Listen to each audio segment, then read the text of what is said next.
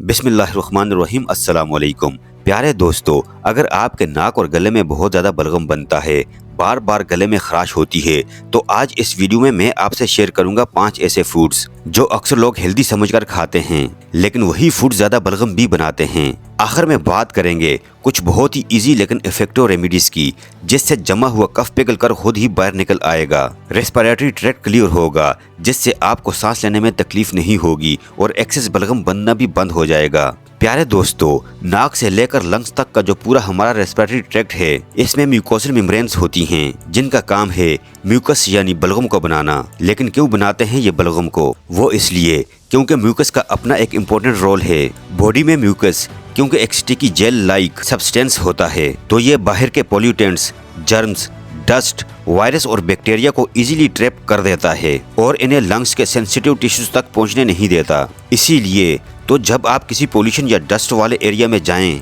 तो आपको छींकें आती हैं और वो डस्ट पार्टिकल्स म्यूकस के रास्ते बाहर आ जाते हैं। बेसिकली म्यूकस हमारी बॉडी में एक फिल्टर की तरह है, जो फॉरेन यानी बैरूनी पार्टिकल्स को अंदर घुसने नहीं देता। चलो ये तो बात हुई कि बलगम क्यों जरूरी है, लेकिन प्रॉब्लम तब आती है जब यही बलगम बहुत ज्यादा बनने लगे। आपने अक्सर देखा होगा कि कुछ लोगों को हमेशा जुकाम रहता है या गले को बार बार साफ करते रहते हैं। ज्यादा बलगम बनना मीटिंग्स में एक्वर्ड हो सकता है, आपको सांस लेने में दिक्कत कर सकता है और रात को नींद भी अच्छे से नहीं आ पाती। ऐसे में दोस्तों, सेट्रिजिन एंटी एलर्जिक टेबलेट्स खाने से भले ही आपके ये सिम्टम्स थोड़ी देर के लिए सरप्रेस हो जाएं, लेकिन प्रॉब्लम जड़ से ठीक नहीं होती। म्यूकस हमारी बॉडी में राइट अमाउंट में ही बने, इसके लिए आपको सबसे पहले तो ऐसे फूड्स अपनी डाइट से बाहर निकालने होंगे जो ज्यादा बलगम बनाते हैं। दूसरा, आपको कुछ आयुर्वेदिक रेमेडीज का सहारा लेना चाहिए जो इजी है और जिनका रिजल्ट बहुत अच्छा है। ज्यादातर लोगों को शायद ये पता ही नहीं होता कि जिन फूड्स को वो हेल्दी समझ रहे होते हैं, वही इनके ज्यादा बलगम बनने की वजह बनते हैं।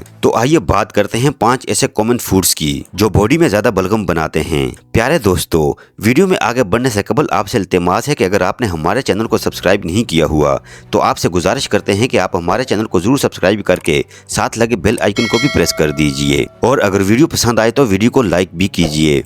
प्यारे दोस्तों, नंबर 1 पर है केला। आपने देखा होगा कि अक्सर ही जब खांसी जुकाम होता है तो केला खाने को मना करते हैं। वो इसलिए क्योंकि केला जब हम खाते हैं तो बॉडी में हिस्टामिन नाम का एक केमिकल प्रोड्यूस होता है जो म्यूकस के प्रोडक्शन को ट्रिगर करता है। वैसे आप केले खा सकते हैं, लेकिन अगर आपको बहुत बलगम बनता है या साइनस नज़ला जुकाम रहता है, तो उस केस में या तो केले को कुछ दिन न खाएं या फिर केले पर काली मिर्च लगाकर खाएं। इससे आपको बलगम की प्रॉब्लम में काफी राहत मिलेगी। नंबर 2 पर है दही। दोस्तों, ये तो हकीकत है कि डेयरी प्रोडक्ट ज्यादा बलगम बनाते हैं, स्पेशली दही। दही बलगम ज्यादा बनाता है, इसलिए अगर आपको पहले ही बलगम काफी बनता है, सांस लेने में दुश्वारी होती है, इस केस में आप दही बिल्कुल भी इस्तेमाल ना करें। बेहतर होगा कि आप कुछ दिन दही और मक्खन जैसे बारी मिल्क प्रोडक्ट्स को अपनी डाइट से कट कर दें। हो सके तो दूध में भी आप हल्दी काली मिर्च डालकर ही पिएं। दही अगर आप खाना चाहते हैं तो दोपहर तक ही खाएं, रात को तो बिल्कुल भी इस्तेमाल न करें। और दोपहर में भी अगर आप रायते की फॉर्म में दही को लें तो बेहतर होगा, या प्लेन दही भी ले सकते हैं जिसमें नमक काली मिर्च डालकर थोड़ी सी क्वांटिटी में इस्तेमाल कर सकते हैं। नंबर 3 पर है ब्रेड। एक स्टडी हुई जिसमें सब्जेक्ट्स को रोज 2 स्लाइस ब्रेड के दिए गए। स्टडीज के कंप्लीट होते होते ये पता लगा कि जिस ग्रुप ने रोज 2 स्लाइस ब्रेड के खाए थे, इन्हें नेजल पॉलिप्स के सिम्टम्स आने लगे। रिसर्च से ये बात सामने आई कि रेगुलर ब्रेड कंजम्पशन से अस्थमा होने के चांसेस भी बढ़ जाते हैं। लेकिन ऐसा क्यों दोस्तों? ब्रेड में अगर आप देखें तो ग्लूटेन की क्वांटिटी काफी हाई होती है। दूसरा, मार्केट में से जब हम ब्रेड खरीदते हैं, इसमें प्रिजर्वेटिव, फूड एडिटिव्स और थिकनेस डाले जाते हैं जो बॉडी की इंटरनल वॉल्स में इन्फ्लामेशन क्रिएट करते हैं। अब इस इन्फ्लामेशन को पेसिफाई करने के लिए बॉडी अपने डिफेंस मैकेनिज्म के तौर पर एक्सेस म्यूकस को प्रोड्यूस करती है। अगर आपको ज्यादा बलगम बनता है तो आपको ब्रेड, फिर चाहे वो ब्राउन हो या व्हाइट, आपको अवॉइड ही करनी चाहिए। दोस्तों, ब्रेड को आप इजीली फ्लैट ब्रेड यानी रोटी से रिप्लेस कर सकते हैं, फिर चाहे वो रोटी सैंडविच हो या रोटी का रोल हो। नंबर 4 पर है चावल। दोस्तों, चावलों की तो एक तासीर ठंडी होती है और दूसरा इनमें स्टार्च काफी होता है, इसीलिए तो अगर आप इन्हें बनाकर रख दो तो आपस में जुड़ने लगते हैं। कुछ ऐसा ही इफेक्ट इनका बॉडी के अंदर जाकर भी होता है। जिस वजह से ये बलगम को बढ़ा देते हैं और रेस्पिरेटरी चैनल्स को ब्लॉक कर देते हैं। लेकिन आपको चावल बिल्कुल बंद करने की जरूरत नहीं, क्वांटिटी कम कर दें। दूसरा बहुत जरूरी ये है कि जब भी चावल बनाएं तो इसमें काली मिर्च, लौंग और दालचीनी जैसे गर्म मसाले डाल दें ताकि उसकी तासीर थोड़ी गर्म हो जाए। बाकी दोस्तों, अगर आपको ज्यादा बलगम बनती है तो आपके लिए बेसन बहुत ही फायदेमंद अनाज है। आप बेसन का चीला ब्रेकफास्ट में खा सकते हैं। आटे में बेसन या चने का आटा मिक्स कर सकते हैं। बेसन का शीरा भी बनाकर पी सकते हैं और स्नैकिंग के लिए भुना चना खा सकते हैं। नंबर 5 पर है चॉकलेट। दोस्तों, अगर आपको एसिडिटी की प्रॉब्लम रहती है उस केस में चॉकलेट और कॉफी ये दोनों चीजें बॉडी में एक्सेस म्यूकस को बनाती हैं। होता यह है कि चॉकलेट या कॉफी के रेगुलर कंजम्पशन में हमारे फूड पाइप के स्फिंक्टर्स वीक हो जाते हैं। अब ये स्फिंक्टर गेटकीपर का काम करते हैं जो स्टोमक में बने एसिड को ऊपर नहीं आने देते। लेकिन जब ये ज्यादा चॉकलेट कॉफी पीने से वीक पड़ जाते हैं तो एसिड ऊपर की तरफ आता है। जब एसिड ऊपर की तरफ आएगा तो जो फूड पाइप के वॉल्स हैं इनको इरिटेट करेगा और बॉडी अपने डिफेंस मैकेनिज्म के तौर पर ज्यादा म्यूकस बनाने लगेगी। म्यूकस ज्यादा बनेगा तो खराश होगी, जलन भी होगी और कभी कभी लगातार खांसी की प्रॉब्लम भी आ सकती है। इसीलिए एसिड रिफ्लेक्स को बढ़ाने वाली चीजें जैसे कि कार्बोनेटेड ड्रिंक्स और फ्राइड फूड्स भी आपको अवॉइड करने की जरूरत है।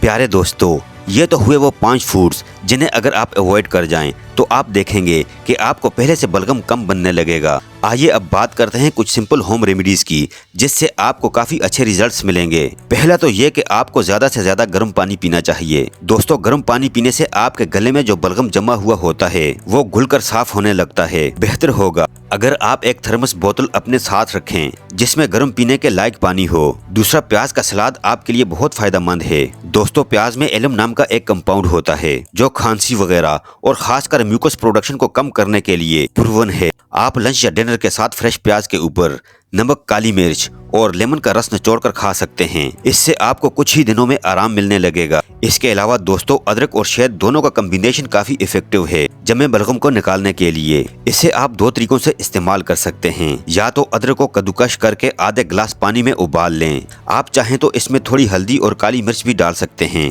जैसे ही पैन में पानी आधा रह जाए आप इसे उतार लें। गुनगुना होने पर 1 चम्मच शहद का डालें। आपकी एंटी कंजेशन टी तैयार है।